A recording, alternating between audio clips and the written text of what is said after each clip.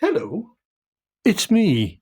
And so British politics is in a bit of a mess at the moment. Quite the clusterfuck. Keir Starmer has finally decided to roll over and admit defeat. But who's going to replace him? We've got Wedge Streeting, Angela Rayner, who was recently found non mea culpa for her tax infraction. She was investigated apparently very thoroughly and found to have committed no crime. Strange timing that, isn't it? The leadership battle coming up and her exoneration. And Andy Burnham, who's been wheeled in from who knows where, frankly. All the while ministerial aides saying, oh, it's all very normal, very credible. They're not, there's nothing shit going on. But we, the public, of course, know better.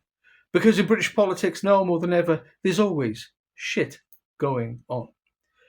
And of course, our local politics affect us here locally in the UK the most immediately.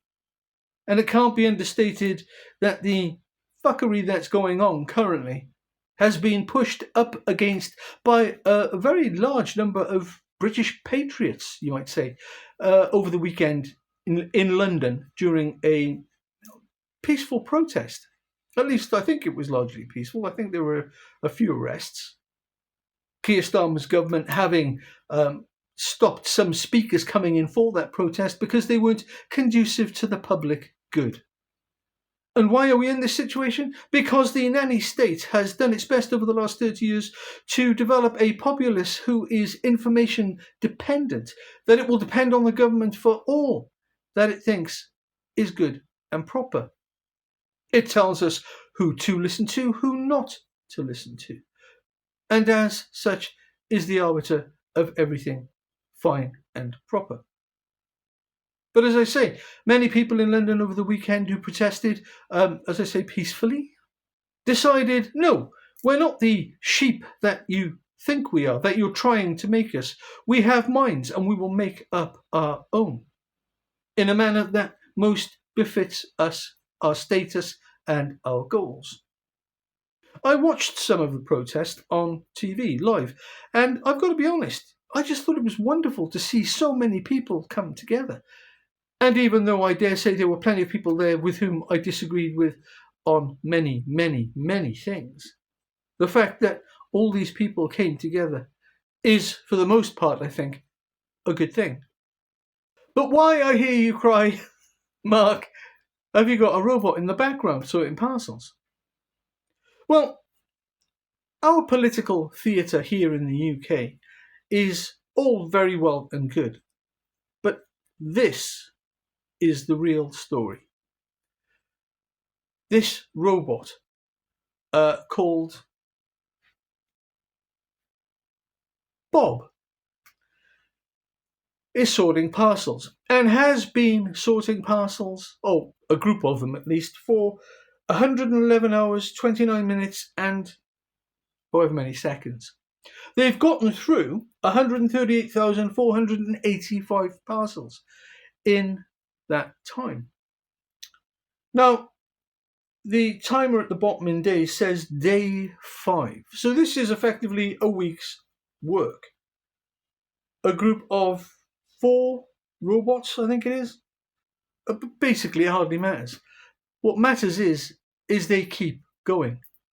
On and on and on. No pee breaks, no lunch breaks, no breaks to natter, no chatting around the water cooler.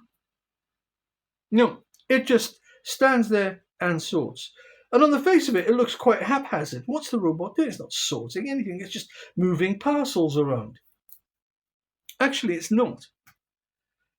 If you look carefully, you'll see that the robot is in actual fact inspecting the parcels and turning the labels on those parcels toward the surface. You'll see it do it now. It looks for the label, moving it around. Oh, anytime today. There you go, it's seen it. It should have seen it. There you go, and to the surface. Presumably to be sped off on the conveyor belt and read by some barcode scanner. And it will do this and has been doing this ad nauseum. Look at it. And the weird thing is, the more you look at it, the more human it gets. And that's the other thing. They've given the robots nifty little name tags. As I said, this one's called Bob. And the audience is full of comments, mostly praise and humour. Oh, look at Bob sorting out the parcels. Isn't it wonderful technology? I mean, I love technology. I love robots. I really, genuinely do. I grew up in the sci-fi era, and we've finally arrived. And as I said in a short that I made on this very subject a few days ago, for me, robots was there to do the jobs that humans couldn't do because they were just too dangerous. And more importantly, for me at least, to explore. Rig the robots up with solar panels and hook them up to, I don't know, Starlink, and just have them exploring areas on a live feed. What a great idea. How educational. But no, we've got a live feed of them sorting parcels. You want to know why? Because that is their true purpose. To replace us, those of us who do jobs at the bottom, blue-collar jobs effectively. Rather than take this wonderful technology and utilize it in wonderful ways, it's sorting parcels. How long before it's sorting street cleansing? How long before it's gardening? How long before it's painting and decorating? How long before it's doing traffic warden duties? How long before it's doing light policing duties? These community support officers who follow the real police officers round. Well, surely a robot could do that. Oh, you're probably sat there now going, oh. Well, there's a big difference between policing and sorting parcels. Yeah, there is. And these robots are fully capable of bridging that gap, especially with human oversight. If one of these things gets to partner with a human police officer, well, there's your in the field oversight right there. No, this is the real story. This is global and local all at once.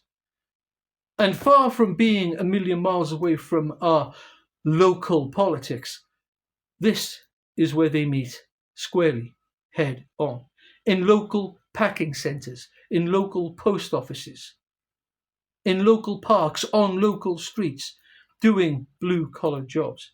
And unless our politicians want to take the bull by the horns right now and start to talk about this very publicly, then before we know it, we'll be in the shit. And it strikes me that if your party want to start becoming credible, it needs to start talking about credible subjects that really will impinge on the people it tries to represent. And there is no finer battleground, there is no more permanent front to address than this one. Rupert Lowe has set himself up as a protector of society and societal values, and that's all well and good. But Jeremy Corbyn has set himself up to protect people, individuals. And if he wants to be taken seriously, he could do a lot worse than start addressing those protections by addressing these robots. Within the next 10 years, big business will pull every string it can politically across the globe to make sure that their products are everywhere, doing everything. Make no mistake. And the question we have to ask ourselves as citizens here in the UK is, what will become of us? Some people might think what I'm saying is alarmist. Well, in actual fact, it isn't. This is happening right now. You won't find any shortage of executives saying there's literally nothing they can't or won't be able to do. This is the level of technology in this new deployable state. It's still relatively infant, and yet look at it. It isn't perfect. The odd parcel gets dropped on the floor, but there's probably a robot for that as well. Just like digital ID, robots will be sold to us on a "it's so convenient" basis. You won't have to hurt your back. It'll all be a very smooth transition and you can live the life of luxury. Or can you? If you're not earning a wage, who pays for you?